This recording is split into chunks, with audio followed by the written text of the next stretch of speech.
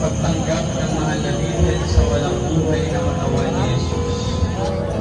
Ngayon ka ba, ni Jose at ni Deus ng aking ama, ay napansin ko ang kanyang mga bisi ay tumigas at lumamig. At ang bugong dumanak doon kanyang paghihirap ay umaktibo. Kahit papaano'y mailagay sa aking kaibigan, at ako'y natula sapagkat aking mahawakan ang kanyang katawan at mailagay sa aking dalbunan. Masusuri ang kanyang mga sugat at katawan.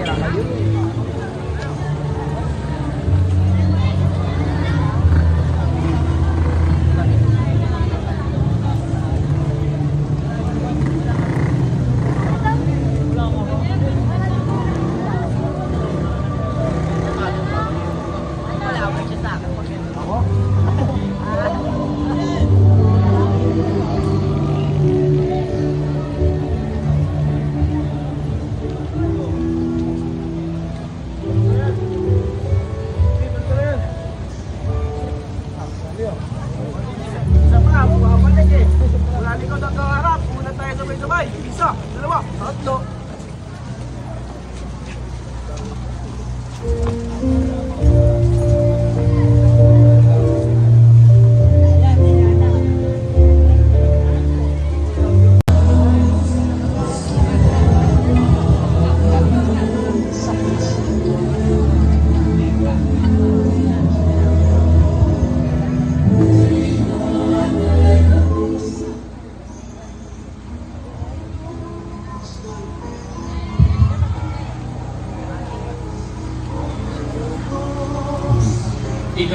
at ulit hapis. Itong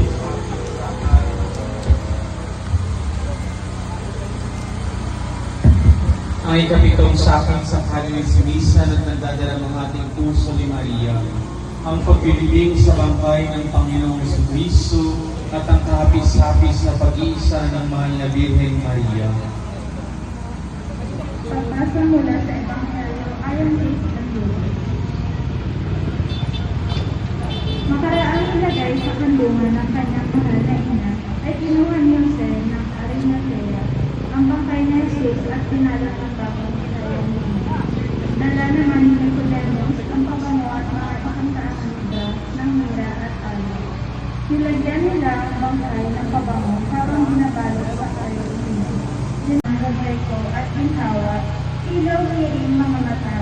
Si Jesus kung sinikita, ang tawag na makalat sa aking hindi nararapat. Virgen de la Soledad de Portabaga, sa aming igawat ang buhay na makalan.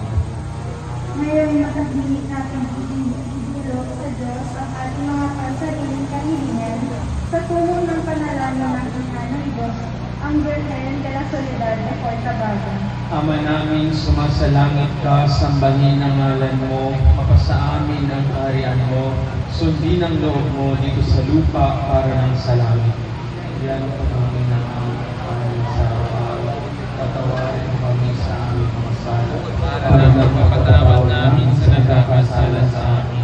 At huwag mo kami kaitulad sa tukso at yayaman kami sa lahat ng masama. Aba, Ginoong Maria, napupuno ka ng grasya, ang Panginoong Diyos ay sumasa iyo. Bukod kang pinagpala sa babaeng lahat, at pinagpala naman ang iyong anak na si Jesus. Santa Maria, Ina ng Diyos, ipanalangin na ngayon at kung kami mga Amen. Aba, Ginoong Maria, napupuno ka ng grasya, ang Panginoon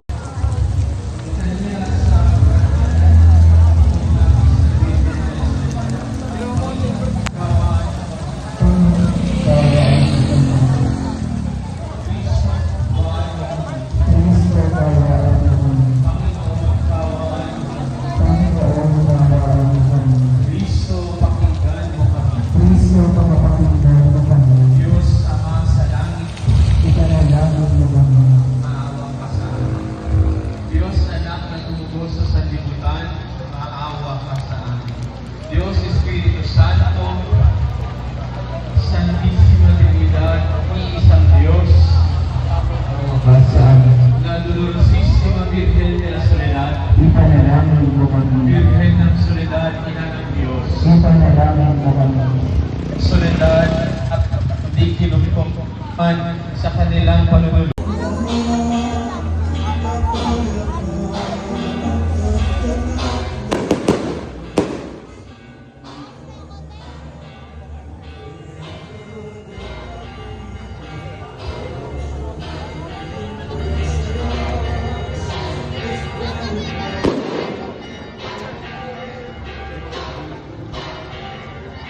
Kuya first. Kita. Okay lang.